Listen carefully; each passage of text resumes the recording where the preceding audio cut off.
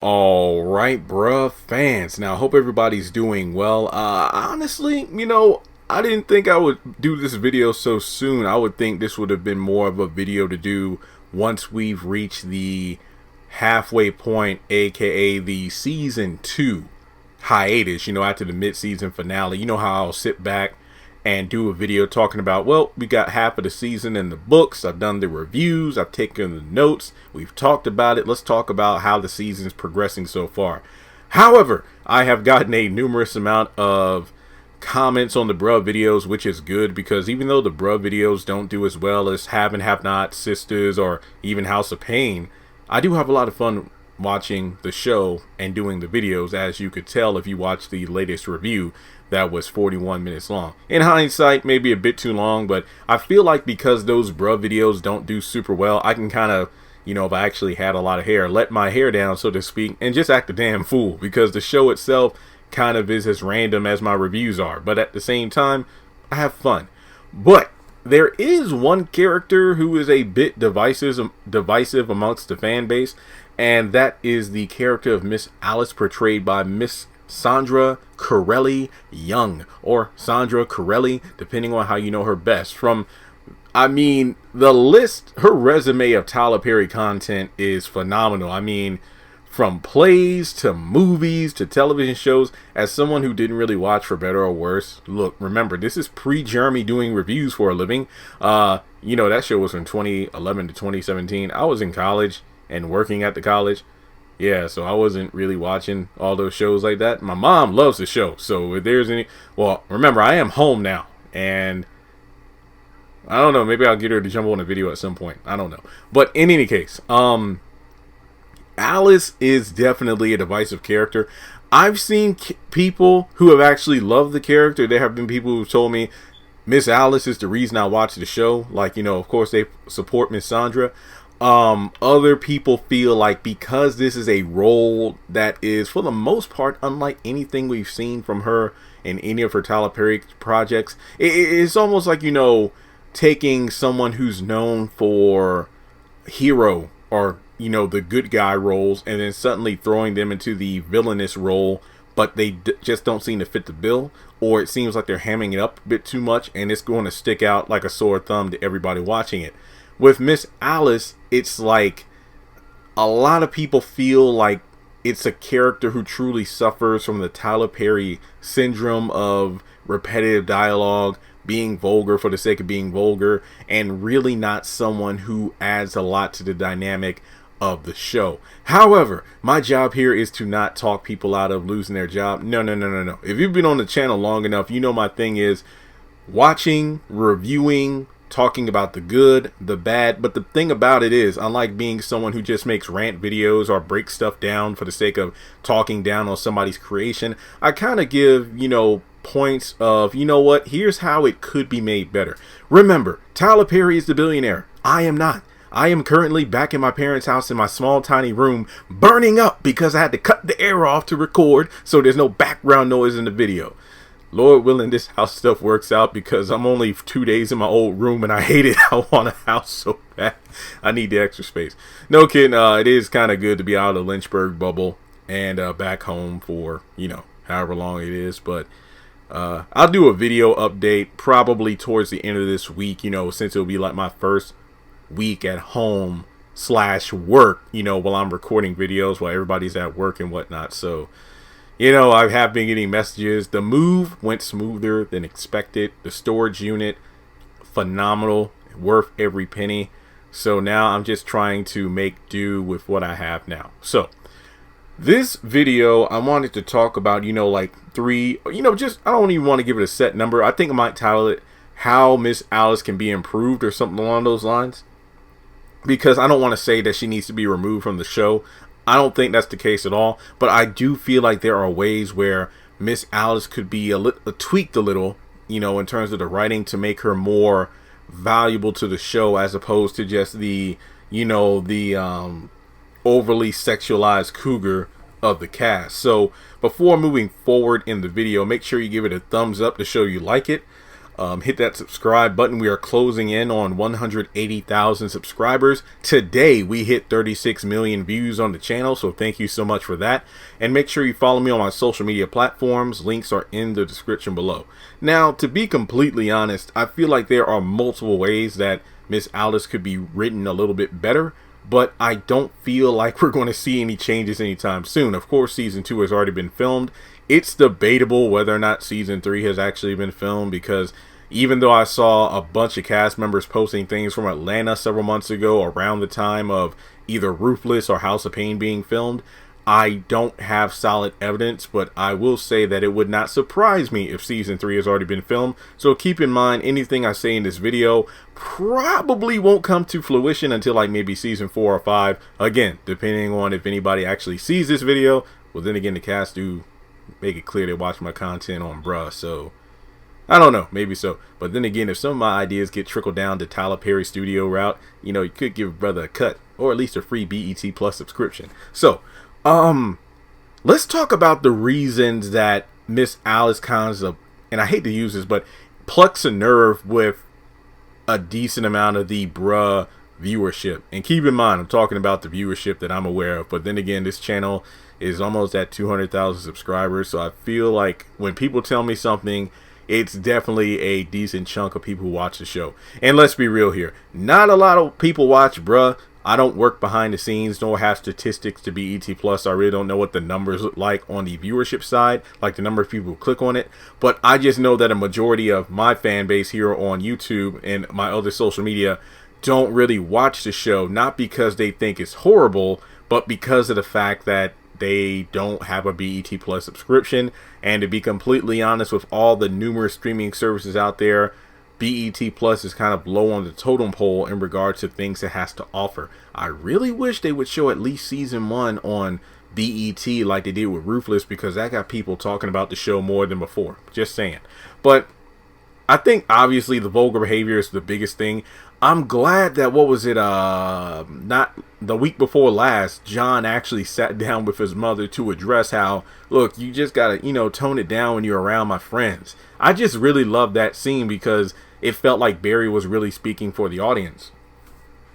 And I think I mentioned this in last week's review too, but Laura, who was another worker at the sandwich shop, I don't know if she's in season 2, and I was thinking that, you know what, even though Miss Alice was kind of vulgar in season 1, once Laura was introduced, it kind of got split in the middle. Kind of like if you watch Power Rangers back in the day. Look, being home, my nephew, he wants to play Switch all the time. Since I've kind of set up my room a little bit more, where I have my Roku TV and my laptop side by side like I did in my apartment, he wanted to play Switch, so he spent like an hour and a half playing Power Rangers Battle for the Grid. So I feel like that's fresh in my mind, used for an example. Bulk and Skull from the... Oh, look, I'm back to my room in this squeaky ass computer chair, so I'll try to not make noise in it.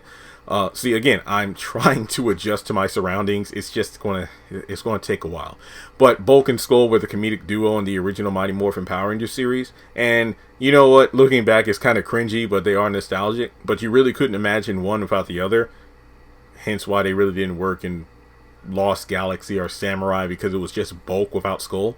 So I feel like once one of the characters gets written off, so to speak, the remaining character has to compensate for both of them. What I mean by that is, once Laura was gone, and I don't know if she's in season 2. She just hasn't shown up at all yet.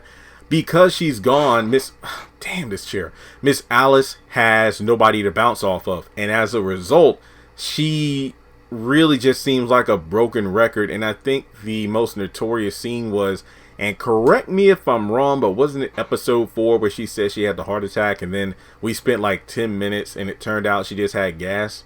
That's kind of how, you know, Miss Alice feels as a character, like somebody kind of took a dump on the little bit of development we had back in season 1. Because of the vulgar behavior, the repetitive dialogue, and the fact that she just continuously, you know, pushed herself up on men who don't want it. Now, you know, living in the day and age we do, it's kind of weird to see that kind of stuff, where it's like, you know, Me Too, time's up, but it's like, yeah, male victims deal with this too. but it's not really spoken of on the same level as females. So, I mean, back in season 1, when Tom's boss was, quote unquote, flirting with him, it's like, wait, what? And then, Valerie, I miss my boo Valerie, she made false allegations against Tom. But with Miss Alice, it's kind of like, yeah, I mean, it's not uncommon for older people to do that. Trust me, as somebody who allegedly looks older than I am, I have been flirted on with older women. And it's kind of like, I hate to go pump my own gas because you never know. But in any case, I just feel like Miss Alice, I just want to give like a few points of examples of how I think her character could be written a bit better. In the last episode, I was reading the comments and people were like, yo, you made a good point. It's like, how is it slow during the summer rush? I mean, at the sandwich shop, wouldn't you think during the summer, kids are out of school, college students are, most likely back at home for the, break or whatever. And not to mention, based on the exterior shots of the sandwich shop, it definitely looks like it's located in like a, either a mall, a strip mall, or just a area that seems to be loaded with shopping traffic. There will be people passing through all the time, so you would think they would have good business. I mean, hell, look at last season, and keep in mind, I have no idea what the time frame is for these episodes anymore. In season 1, remember, it was easy to put the timeline together that season 1 took place before the events of Sister season 1, episode 1. However, in season 2 of Bruh, we're getting like George Floyd and coronavirus references, and I'm like, what the hell's going on here? Like, season 1 should be taking place in like 2018, 2019, give or take, but now we're making references to 2020, aka, and to an extent 2021. I'm like, what? So how do we skip? And I don't know. All I'm saying is, back during season 1, it wasn't uncommon to see, a few tables with people in the restaurant, unless it was like late in the night at closing or early in the morning before it even opened up shop. So to have like nobody there, could this again just be, well, Jeremy, remember this was filmed during the pandemic, so it's possible that that's the reason why not too many people are in the same space.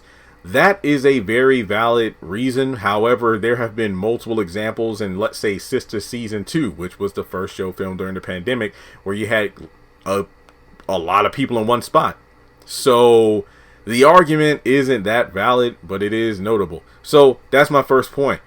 Why not make Alice given a side plot of thinking of something to get more customers, and not sex or anything or topless, but I mean, like, give this character a reason to really push the narrative forward in John's life, because John seems to be on the back burner, so to speak, this season, because I mean, we just started. So it seems to me like Tom, his thing this season is really focusing on his buddy Greg. However, I don't know when we're going to pick up where we left off with that poor woman who's getting abused by her police or cop husband.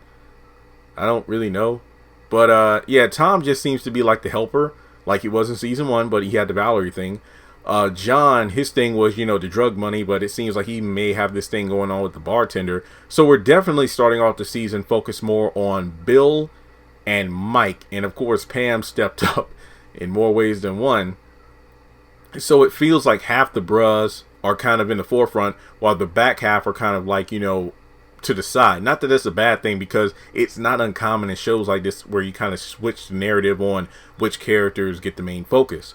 So with Alice, it would be nice to have her do something in the background, like, maybe handing out flyers, or maybe Miss Alice has some connections, with like radio and whatnot, maybe even a TV spot. That would be pretty fly. I mean, wait, did I say pretty fly? What the hell era am I? I'm talking about the bros, like, not knowing what time frame they're in, and here I am making references to back in the day. Sheesh. But it would be interesting to give her something like that to do. Find a way to bring in more customers. Sure, if you want to overly sexualize it, like having her flirt with customers and whatnot, it would be funny, but not when it's over you. Just don't have it overstaying its welcome. Like, I mean, I wish Laura was back. Like, her and Miss Alice could be working together. Like, let's say, Miss Alice or Laura, there's a customer who walks by and Laura almost scares him off. Or no, let me switch it up. Let's say a customer comes by and Miss Alice, is like, yes, we got him in. And then Laura, like, flirts a bit too much, or just comes on to him really too hard, and he runs off, and then Alice curses at her for scaring off a customer, and then next thing you know, Alice does the same thing. It's funny when done in the right amount and if the timing is right. But I feel like because the script just kind of like requires characters to drag out a scene longer than expected, it's like, hey, can you flirt with the guys for about 7 minutes? Or repeat the same dialogue for 8 so we can fill up the 26-minute runtime?